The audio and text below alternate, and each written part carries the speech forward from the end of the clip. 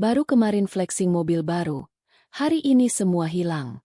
Karena riba, hidupnya hancur tanpa sisa. Assalamualaikum teman-teman semua, kembali lagi di channel Kisah Kita, tempat kita belajar dari kisah-kisah penuh hikmah agar kita makin dekat sama Allah dan dijauhkan dari kesalahan yang pernah dilakukan orang lain.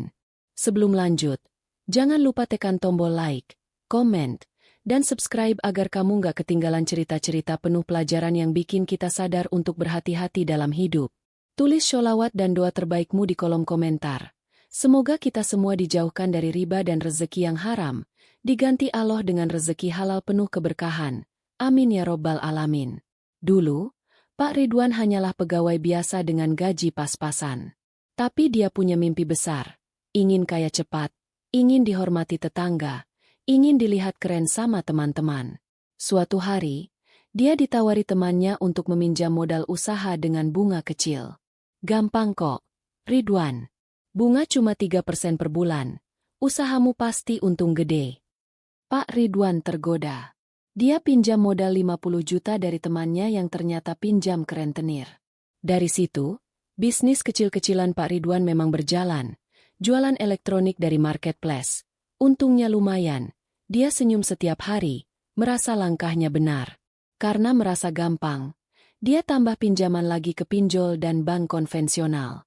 Tanpa banyak berpikir panjang, ia bilang dalam hati, "Yang penting jalan dulu, bayar bunga gampanglah kalau sudah untung besar." Rumahnya direnovasi jadi tingkat, beli motor baru untuk anak, dan mulai suka pamer hasil usahanya di story WhatsApp dan Instagram. Tetangga mulai iri, teman-temannya memuji. Wah, Ridwan sukses banget sekarang. Padahal, setiap bulan cicilan bunga makin mencekik. Tapi Ridwan selalu menutupi dengan pinjaman baru. Istrinya pernah menasihati, "Bang, jangan main riba, dosa besar." Tapi Ridwan malah marah. "Ah, kalau nggak kayak gini, kita nggak akan kaya. Semua orang juga ngelakuin." Ia merasa Tuhan seolah-olah membiarkan dia sukses. Padahal jalannya salah. Dia lupa, rezeki yang tidak berkah itu seperti fata morgana, indah di depan mata, tapi isinya cuma pasir dan kehancuran. Puncak kesombongan Ridwan terjadi saat dia membeli mobil baru cash hasil dari utang berbunga. Dia muter-muter kampung, dengan lagu keras, menurunkan kaca mobil sambil senyum. Padahal di dalam hatinya gelisah karena belum bisa bayar cicilan bulan depan. Dia traktir teman-temannya makan. Pura-pura bahagia, pura-pura tidak ada masalah. Ridwan juga sempat sombong ke saudaranya sendiri. "Lihat dong, kalau mau kaya harus berani ambil resiko. Jangan takut sama bunga pinjaman. Kalau mau maju ya maju aja." Sampai akhirnya, azab itu datang pelan-pelan tapi pasti. Hari itu, hujan deras mengguyur kota.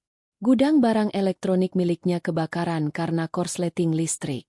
Semua barang dagangan hangus dalam semalam. Ridwan hanya bisa terduduk lemas melihat api melahap semua yang dia banggakan. Asuransi menolak klaim karena ada masalah legal barangnya tidak tercatat rapi. Dan keesokan harinya, debt collector datang satu persatu ke rumahnya menagih utang riba. Ridwan sempat lari-lari bersembunyi. Dia kunci pintu rumah. Pura-pura tidak ada orang. Anaknya yang masih kecil menangis ketakutan melihat orang-orang berteriak di depan rumah. Istrinya ikut stres, menangis sambil memeluk anak-anaknya. Ridwan tak bisa berbuat apa-apa. Dalam seminggu, mobilnya ditarik leasing, motor anaknya diambil, bahkan perhiasan istrinya dijual untuk bayar cicilan bunga yang tidak pernah selesai.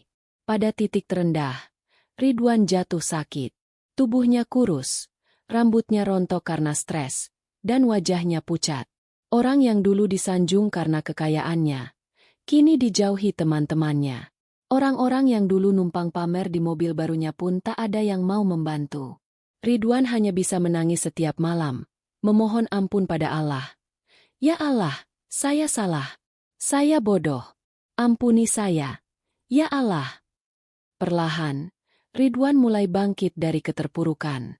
Ia jualan gorengan di pinggir jalan bersama istrinya. Uangnya kecil, tapi dia merasa lebih tenang. Dia berhenti berhutang, berhenti mengambil pinjaman riba, dan belajar tawakal pada Allah. Dia mulai rajin sholat tepat waktu, sholat tahajud, membaca sholawat setiap malam sambil menangis meminta ampunan. Dia bilang pada anaknya, "Nak, maafkan ayah. Jangan pernah ulangi kesalahan ayah yang bermain dengan riba." Satu demi satu hutang Ridwan dibayar sedikit demi sedikit. Dia tak lagi memikirkan gengsi, tak peduli lagi dengan cibiran orang. Yang penting hidup halal dan berkah. Walau sekarang hidup sederhana, Ridwan dan keluarganya lebih tenang dan bahagia. Mereka makan dengan doa dan syukur, tidur dengan hati yang damai, tanpa ketakutan debt collector datang lagi. Dan Ridwan kini selalu mengingatkan orang-orang, jangan pernah bermain dengan riba. Semua akan habis, semua akan lenyap, yang tersisa hanya penyesalan. Teman-teman, semoga kisah ini jadi pelajaran untuk kita semua. Rezeki dari riba itu cepat memang, tapi tidak pernah membawa keberkahan. Harta boleh habis, tapi iman dan taubat akan menyelamatkan kita dari kehancuran yang lebih besar. Jika kamu masih terjebak riba sekarang, segeralah bertaubat sebelum terlambat. Semoga Allah memudahkan langkah kita semua untuk hijrah menuju rezeki halal, dan semoga kita tidak jatuh pada lubang yang sama. Amin. Jika kalian merasa cerita ini bermanfaat, bagikan ke keluarga dan teman-temanmu. Semoga mereka juga terhindar dari riba. Jangan lupa like, komen, subscribe, dan tulis sholawat serta doa terbaikmu di komentar agar kita sama-sama saling mendoakan. Semoga kita semua diberikan rezeki halal yang berkah.